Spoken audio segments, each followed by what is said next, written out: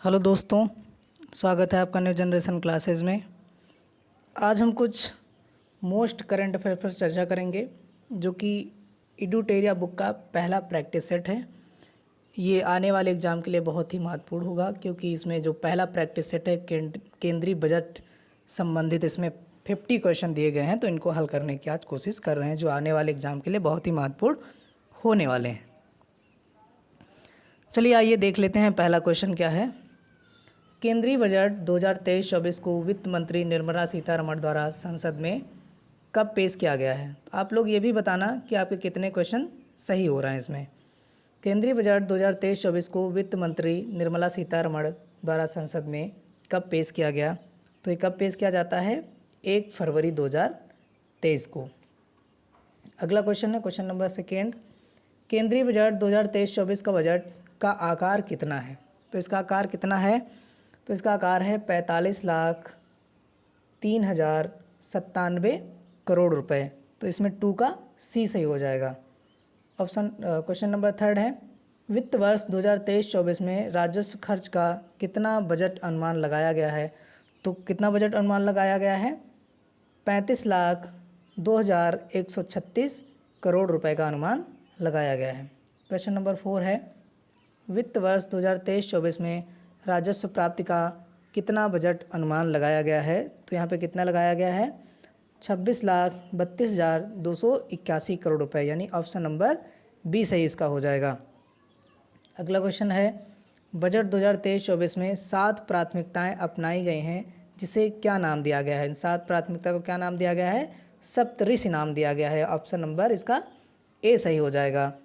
Question number 6 है, निम्नलिखित में से बजट 2023-24 के 7 प्राथमिकताएं सप्तऋषि से संबंधित हैं। ये कौन से संबंधित हैं? तो समावेशी विकास संबंधित है, हरित विकास भी संबंधित है, अंतिम व्यक्ति तक पहुंचना ये भी संबंधित है, सक्षमता को सामने लाना ये भी संबंधित है, वित्तीय क्षेत्र ये भी संबंधित है, और संरचना एवं निवेश ये भी संबंधित है, युवा शक्ति भी संबंधित है। लेकिन इसके साथ भारत प्रगति दिया हुआ है, तो यानी कि ये रॉन्ग हो जाएगा ऑप्शन हमारा। तो 1 2 3 4 5 6 ऑप्शन नंबर इसका सी सही हो जाएगा। अगर 7 में केवल युवा शक्ति होता तो हमारा ये भी सही हो जाता। इन्हीं को सप्तऋषि बोलते हैं हम लोग बजट में। अगला क्वेश्चन है, इस बजट के अनुसार भारत सरकार ने किस वर्ष तक सिकल सेल एनीमिया का उन्मूलन करने का लक्ष्य रखा है। तो कब तक इसका उन्मूलन का लक्ष्य रखा गया है? 2047 तक। Most important question. अगला क्वेश्चन है, इसका ऑप्शन नंबर सी सही है सेन का। निम्नलिखित में से किस योजना की शुरुआत की घोषणा केंद्रीय बजट 2023-24 में की गई है। तो इनमें से सभी की गई है, यानी कि जो ए बी सी ऑप्शन है तीनों सही होंगे। इनमें से सभी की गई है। ई न्यायालय परियोजना चरण 3 की भी की गई है, प्रधानमंत्री कौशल विकास योजना 4.0 की भी की गई है, अमृत धरोहर स्कीम इसकी भी की गई है। ऑप्शन नंबर डी क्या बोलता है? इनमें से एक से अधिक। तो यानी कि एक से अधिक सही है, यानी कि इनमें से सभी सही हैं। अगला क्वेश्चन नंबर अगला है, ये क्वेश्चन नंबर 9 है, उच्च गुणवत्ता वाली बागवानी फसल उत्पादन के लिए किस कार्यक्रम की शुरुआत की घोषणा बजट 2023-24 में की गई है। तो किसकी की गई है? तो 9 का ऑप्शन नंबर ए सही है। आत्मनिर्भर बागवानी स्वच्छ पौध कार्यक्रम की शुरुआत की गई है। अगला क्वेश्चन है, निम्न में से कौन से कथन की चर्चा बजट भाषण 2023-24 में की गई है। तो किस कथन की चर्चा की गई है? तो पीएम सुरक्षा बीमा योजना और पीएम जीवन ज्योति योजना के अंतर्गत 44.6 करोड़ लोगों को बीमा कवरेज दिया जाएगा। ऑप्शन नंबर ए बिल्कुल सही है। उज्ज्वला योजना के तहत 9.6 करोड़ एलपीजी कनेक्शन दिए जाएंगे, ये भी सही है। ऑप्शन नंबर ए भी। ऑप्शन नंबर सी है 47.8 करोड़ प्रधानमंत्री जनधन खाते खोले जाएंगे। तो इनमें से सभी सही है, एक से अधिक सही है। तो ऑप्शन नंबर इसका डी सही हो जाएगा। अगला क्वेश्चन है, बजट 2023-24 के अनुसार नई व्यक्तिगत आयकर व्यवस्था स्लैबों की संख्या 6 से घटाकर कितनी कर दी गई है। तो 6 से घटाकर कितनी कर दी गई? 5 कर दी गई। इसका बी सही हो जाएगा। बजट 2023-24 में शहरी अवसंरचना विकास निधि की स्थापना की बात की गई है। इस निधि का प्रबंधन किस बैंक द्वारा किया जाएगा। तो इसका ऑप्शन नंबर बी सही हो रहा है, राष्ट्रीय आवास बैंक के द्वारा किया जाएगा। इस बजट के अनुसार 5G सेवा पर आधारित एप्लीकेशन विकसित करने के लिए कितने लैब्स स्थापित किए जा रहे हैं। तो इसमें 100 लैब्स की स्थापना की जा रही है। सरकार अगले 3 वर्षों में कितने किसानों को प्राकृतिक खेती अपनाने के लिए प्रोत्साहित करेगी और उनकी सहायता भी करने वाली है? तो इसका ऑप्शन नंबर ए सही हो रहा है, 1 करोड़ किसानों को। अगला क्वेश्चन है, कुशल युवाओं को अंतर्राष्ट्रीय अवसर उपलब्ध कराने के लिए सरकार ने कितने स्किल इंडिया इंटरनेशनल सेंटर स्थापित करने की घोषणा बजट 2023-24 में की है? तो कितने स्किल सेंटर स्थापित करेगी सरकार? तो 30 करेगी, 30 स्किल सेंटर इसकी स्थापना करने वाली है इस बजट के अनुसार। अगला क्वेश्चन है, भारत को मोटे अनाज श्री अन्न के लिए वैश्विक केंद्र बनाने के उद्देश्य से किस उत्कृष्टता केंद्र को बढ़ावा दिए जाने का ऐलान बजट 2023-24 में किया गया है? तो किसका किया गया है? 16 का ए, भारतीय मोटा अनाज या बाजरा अनुसंधान संस्थान हैदराबाद। अगला क्वेश्चन देख लेते हैं, बजट 2023-24 से संबंधित निम्नलिखित में से कौन सा कथन सत्य नहीं है? तो कौन सा कथन सत्य नहीं है इसमें ये बताना है। तो 6000 करोड़ रुपए के निवेश से पीएम मत्स्य संपदा योजना की एक नई उपज योजना शुरू की गई है, ये तो बिल्कुल सही है। अगला है, सरकार को सबसे ज़्यादा धन जीएसटी से आता है, तो ये बिल्कुल गलत है। सरकार को सबसे ज़्यादा धन कहाँ से आता है? उधारी से आता है। तो अगला ऑप्शन है, सरकार को सबसे ज़्यादा खर्च केंद्रीय क्षेत्र की योजनाओं पर करना पड़ता है, तो ये भी गलत है। सबसे ज़्यादा सरकार जब जो उधार लेते है उसको ब्याज चुकाने में करती है, तो इसका बी और सी सही हो जाएगा, दोनों सही होगी। इनमें से एक से अधिक ऑप्शन देखें तो इसका डी सही होगा, लेकिन सही क्या हो रहे हैं according to question B and C. आकांक्षी जिला कार्यक्रम के तर्ज पर सरकार कितने प्रखंडों को शामिल करके आकांक्षी प्रखंड कार्यक्रम की शुरुआत की जाएगी? तो कितने की जाएगी? 18 का है, 500 यानी 500 जिलों को, 500 प्रखंडों को। केंद्रीय बजट 2023-24 के अनुसार सरकार ने देश के शीर्ष शैक्षिक संस्थानों में कितने कृत्रिम बुद्धिमत्ता उत्कृष्टता केंद्र स्थापित करने का ऐलान किया है? तो कितने का किया है? 19 का सी, 3 का किया है, 3 किए जाएंगे। बजट में चर्चा किया गया आई गॉट कर्मयोगी क्या है? तो आई गॉट कर्मयोगी क्या है? कृत्रिम एकीकृत ऑनलाइन प्रशिक्षण मंच है। तो ये क्या है? एकीकृत ऑनलाइन प्रशिक्षण मंच है। अगला क्वेश्चन है, वित्तीय वर्ष 2023-24 के लिए रेलवे का पूंजीगत परिव्यय कितना रखा गया है? तो रेलवे का पूंजीगत परिव्यय कितना रखा गया है? 2.4 लाख करोड़ रुपए। ऑप्शन नंबर सी सही है इसका। सरकार द्वारा कारोबारी सुगमता को बढ़ावा देने के लिए बजट 2023-24 में निम्न में से क्या निर्णय लिया गया है? तो सरकार द्वारा कौन से निर्णय लिए गए हैं? तो 39,000 से अधिक अनुपालनों को कम करना, बिल्कुल राइट है। 3400 से अधिक विधिक उपबंधों को अपराध की श्रेणी से हटाया जाना, ये भी सही है। जन विश्वास विधेयक संसद में पेश करना, तो ये तीनों सही है, यानी कि इनमें से एक से अधिक, इसका ऑप्शन नंबर डी सही होने वाला है। पशुपालन डेयरी एवं मत्स्य पालन क्षेत्रों के लिए केंद्रीय बजट 2023-24 में कुल ऋण का लक्ष्य कितना निर्धारित किया गया है? तो कुल ऋण का लक्ष्य कितना निर्धारित किया गया है? तो 20 लाख करोड़ का निर्धारित किया गया है। बजट 2023-24 में पीवीजीटी विकास मिशन की चर्चा की गई है। यह किस वर्ग के सर्वांगीण विकास हेतु समर्पित किया जाएगा? तो किसके समर्पित किया जाएगा? संवेदनशील जनजातीय समूह के लिए समर्पित है ये। अगला है क्वेश्चन, केंद्रीय बजट के अनुसार राज्यों को जीएसडीपी के कितने प्रतिशत राजकोषीय घाटे के अनुमति होगी? तो कितने की अनुमति होगी? ये 25 का यहाँ पे 20 ही होगा, 4.5%। अगला क्वेश्चन है 26 नंबर, बजट के अनुसार किस क्षेत्र के लिए डिजिटल पब्लिक इंफ्रास्ट्रक्चर का निर्माण किया जाएगा?